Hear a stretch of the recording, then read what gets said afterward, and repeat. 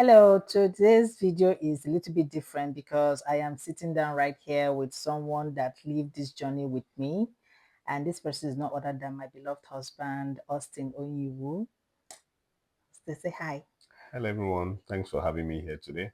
All right, so before we get into this video, we want to let you know that we are not immigration consultants, neither are we lawyers. So this story or this video is just about our own personal journey. Okay, and please, if you haven't subscribed to this YouTube channel, please click on the button to subscribe, share, and follow for more videos like this. So in today's episode, we want to ask my husband, like I came into Canada before them, I mean my kids and himself. So they came, they met. I left Nigeria to Canada in April of 2023, and they joined me later on when the approval, the open work, his open work, Visas. open work permit and the children's study permit were approved. So they came in here, they met me in 2023 of September. So we want to ask him his honest opinion on how he was holding things down when I wasn't around for that basically 5 months. So how were you holding things down when I wasn't around as a father with three kids? Hello everyone, just like you said, my name is Austin and I am a camera shy person. I like staying in my space, Mm. so this is my first time like coming out in camera because I have to do what I have to do. So going back to my wife's question about how I held up when she was not around when she left, it wasn't an easy journey because I would say when she left there was a hole, there was a vacuum because we are always as a unit, as a family, we stick together. So when she left, all of us knew that there's a hole, there's a vacuum there. So I, I being the father, I try as much as possible to try to fill both the role of a father and a mother to the kids as she was not around because it's not an easy job. You know, you go to work, you just have to make sure that the kids get ready, they go to school, they come back, they eat. If anyone is sick, you need to take them to hospital and all that. And it kind of declined my own social life because I'm always thinking about them since my wife is not there. I don't have to go to any social gathering, going to maybe hanging out with friends, going to weddings and all that because I have to be there for them. So it wasn't an easy journey. Though we try to keep in touch with her as well. She keeps on, she will call, we'll make sure the kids are aware that she is there. So not to lose contact with her. So Okay. So was there a moment that you doubted that if these people don't answer, they don't respond, or don't approve our applications, what do I do? Like there was there a time you doubted the process or you felt that this was too long? What was going on with you during those moments? okay, just before we started these journeys, we kind of made our research and I knew that RCC that they are slow in doing their things. So if they respond to you fast, you know you are just lucky.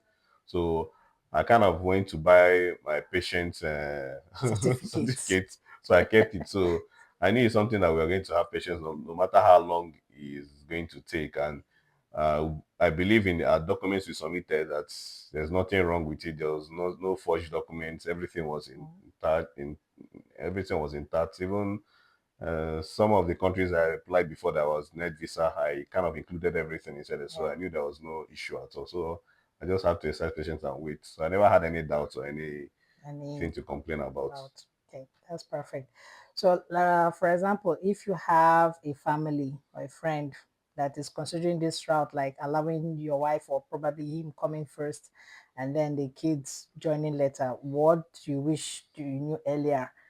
Like, will you advise someone to use an agent like RCIC or do it yourself? So what do you think? Is it doable by yourself or you have to use because of the way IRCC, there are some hidden documents now that one may not really know. So what's your take? So my take in this, if you want to do is a two-way thing. If you want to do it yourself, fine. But if you want to do it yourself, you need to be grounded. You need to make your research. You need to make sure you are getting all the informations, all the latest policy, all the updates they have before you make any application. You make application. So you need to be grounded. You need to do your research. Why the other way is, if you are the lazy type that don't like doing research, then you should use an agent, and not just an ordinary agent. You need to use Licensed. a licensed agent, because most times when you use the ordinary agent, they'll eat your money and you can't do anything. And But the then, licensed ones, at least they are registered with IRCC, so they know what they are doing. They are up to date with any information they are giving you as well. yeah, registered agents to mean that are regulated Canada immigration consultants. So they Yes. are certified. They are Yes. licensed RCIC. That's what we mean by licensed registered people you can use. Like, what surprised you the most about living in Canada? What versus what you expected? And to be sincere, like I keep on saying, we made our research before coming here. And what I would need to advise is, you need to have this mindset that you're starting life all over again. If you don't have that mindset and you're coming here, it's going to be a big problem for you. So you need to have that mindset that you are starting life all over again. So having that mindset is more like 50%. You've kind of gotten yourself prepared 50%. So when you come in here, any other thing you're seeing here is you're going to know how you go over it, because you're starting life all over again. You're coming here, you're not getting job that easy, No. because you're going to have Canadian. Most of the companies will be asking you for Canadian experience, which you don't have. Mhm. They were asking for driver's license, which you don't have. So, and the weather as well. So, and the cultural shock, the people who are around you, because here is mostly Multinational, multinational. You see different people from different ethnic. countries, from ethnic uh, diversity. You see different types of people here. So it's something that you need to be prepared to have that mindset. Because if you don't, when you come here, maybe you're a CEO in Nigeria, come here thinking you're going to get a CEO job here, it's not possible. You can be lucky. It's only few people are lucky doing that, but majority of people, when you come here, you see yourself even coming down to be doing those basic work first before you to get that Canadian experience, then before you be able to settle in into the system. Like those basic works. There's sometimes, like when I came in, I had to do what we call a volunteer job Yes, to have that Canadian experience. experience. So volunteer job doesn't mean that you're not being paid, Okay. just for you to have the experience. There's some work cultures that you need to have at the back of your mind. That, oh, this is what works here, and this is not work that doesn't what Okay. doesn't work here. Yes. So that is where you can actually get the Canadian Canadian experience. experience. What's the piece of advice you can give to families, especially families that, like, we are five? So what piece of advice will you give to a family of five or more that are looking towards coming in here? Hmm. First and foremost, you need to have the funds, because Yeah. now things are changing. They are Funds. believing that people are come here to take advantage of the system here. So they believe you need to have your money. At least you use to take care of yourself and your family for the first 6 months before anything. So you need to have funds. That's the most important thing.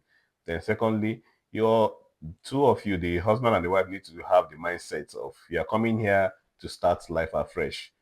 You're coming here to start life afresh, and you need to have that trust and love within each other. Because most times when we hear stories that the family, they were together in Nigeria, but when they come here they are splitted, the Issues. issues are coming here and there.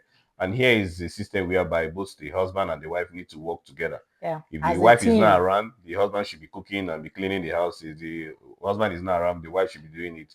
Or like back home. Back home, I used to take care of all the old bills. Like, I don't allow my wife do anything. I do. She works, but True. I used True. to provide. I used to do everything. But here, the system is It's different. different So we all, two of us are working together. We put heads together to be able to pay bills, financially. to be able to solve problems. So you need to have that in your mindset, in case if you're coming, if you're the man, that ego of being a man Odogu, is no drop it longer, at. just drop it. Once you land in the airport there. So just drop it. Hmm. That's just advice I'll give. Okay, so my own advice is that families are coming in, depending on the route you guys are coming in, it is not easy, but it's doable. The documentation is daunting, but it's doable. So just trust the process, no matter how long it will take or is taking. Just trust the process, that at the end of the day, it's going to be worth it.